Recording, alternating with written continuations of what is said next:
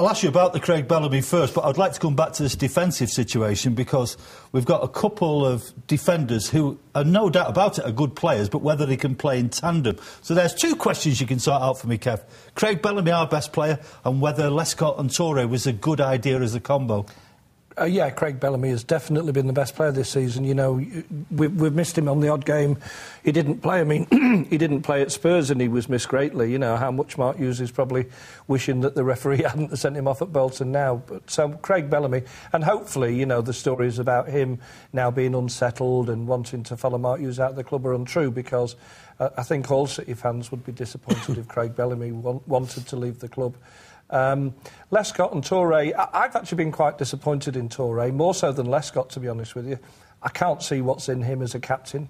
I just can't see that. He got lots of experience at Arsenal, lots of international experience. He's not a leader for me.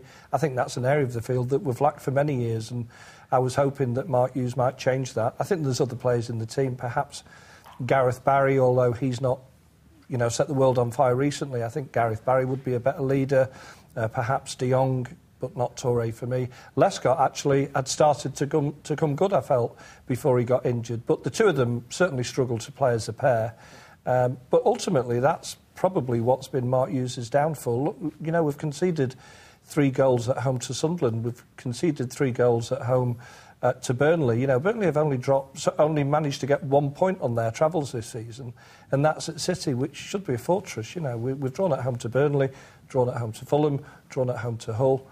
And their games, I think, that ultimately have probably led to his downfall. But I think we've got a surplus of strikers. We're well supplied in midfield, and I think ultimately, if the manager had that much money to spend, he should have done something more in the defence. We needed another central defender, and we certainly needed another left back. Well, one thing you tend to assume, Gary, that if you put an Italian in charge of a football team, he will want to build on a very solid defence. So I think most of the papers are assuming that that is where he's going to devote most of his attention. But I think most people, whether you're a pundit like you or a punter like me and Kev, you want to see a centre-half somewhere in the mix who likes to tackle and who likes to win the odd header. Of course you do. I mean, a goalkeeper's there to stop him, a defender to get his head and his foot in the way. You don't want any style from them, and you want the midfield players to be creative and goal scorers to score. That's, you know, that's since football started.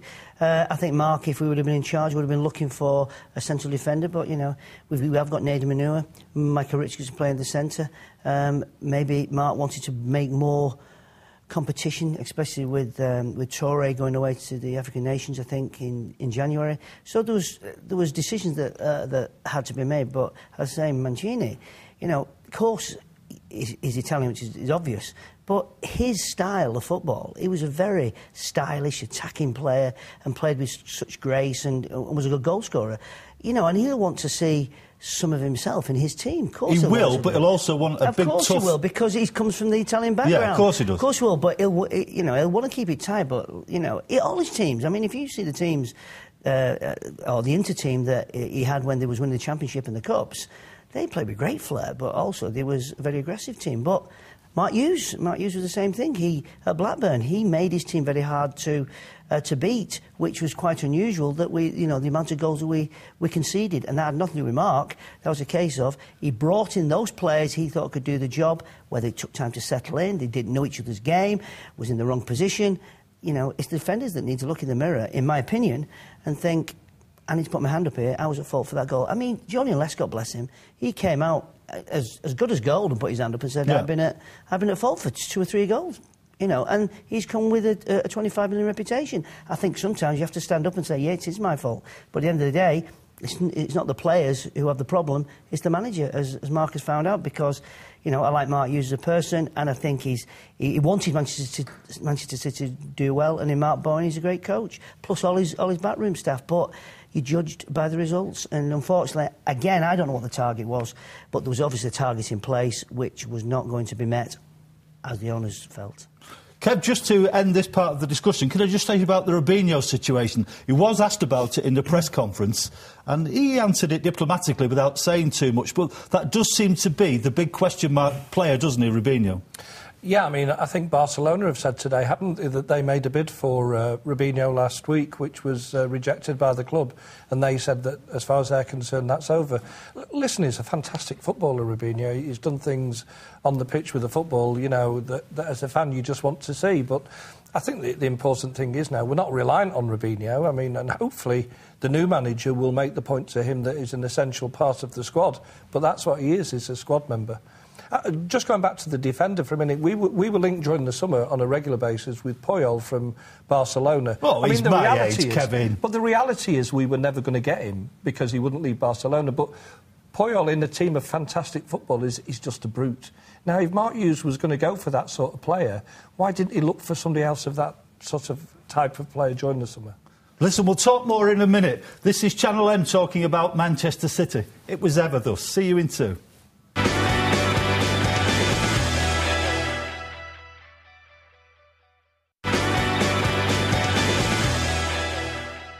We're talking about Manchester City on Channel M, and I've got Gary Owen and I've got Kevin Parker. Kevin is the secretary of the official supporters club, and Gary Owen, well, Gary's a legend, isn't he? So we've got Mancini in place now, and immediately he started speaking at the press conference, Gary. The question came up, and you knew it was coming up. Roberto, you've got a 3.5-year contract. Is that half a year, take stock, and then 3? Or is it 3.5 years? I came out of the press conference not quite sure. What was your take on it? Because you're a journalist. That's the way you look at it. I looked at it. It's going to be a 3.5-year contract, I think, you know. He's a foreigner. They said he couldn't speak the language to me in the interview. He looked as though he could get by. He was answering the questions quite well, actually. And for me, it's a 3.5-year contract, and unless the club or somebody say any different, I think it's just his way of putting over what the contract is, which is, and as you well know, when somebody comes and doesn't know the language, it doesn't come over as clearly as we'd all like. But yes, it makes a story, but in my opinion, it's a 3.5-year deal. Kevin, you heard it because you told me you'd heard it. You didn't tell me what you made of it, though. Well, I don't listen as a fan. It doesn't matter how long the contract is that he signed, does it? It really doesn't. No, you know, Mark Hughes had a 3-year deal or a 4-year, whatever it was. So it doesn't really matter. It's just talk. As long as he's successful, whatever that success needs to be, he'll have a contract. He'll either get a new one or he'll disappear. So players have contracts. You know, players have come in at City and signed 5-year contracts. The only reason they sign 5-year contracts is that they get better money for a 5-year contract, and then when we sell them and they have to get the contract paid off, they get more money. Yeah, well, I understand that. The club get more money. But let's be realistically, Gary, we know roughly what the target was for Mark Hughes. He's been sacked because it didn't look as though he was going to achieve it. If Mancini doesn't get there or thereabouts, the reality is that 6-month pause, let's take stock, is going to kick in, whether it's written into the contract or not, isn't it? Well, if that's the way you think, of course it is. But, you know, I don't think they'd have brought him in for a 6-month period. I think the plan is still to bridge that top 4. I think it's feasible. And it would have been feasible at this moment in time, and we wouldn't have been having this discussion because Mark Hughes would have been in a job. I think it's the 8 draws that was the killer. Of course you've got to draw games. You look at Liverpool last season, they lost the league, and I said lost the league by how many games they drew. If they'd have won 2 or 3 more games as opposed to drawing, they'd have overtaken Manchester United. In this Premier League, it's all about winning. It's not about how many you lose, as it's going to prove this season. It's how many you win. And if we could have turned some of those draws into wins, we'd have been talking about, hang on a minute, we're settled nicely in the top 4, and who will Sparky be going for in the January window? But because football is so now, and he knew the targets, I assume he knew the targets, because that's why he's out of a job, because the owners, and I go back to it, believed that Mark Hughes was the right man.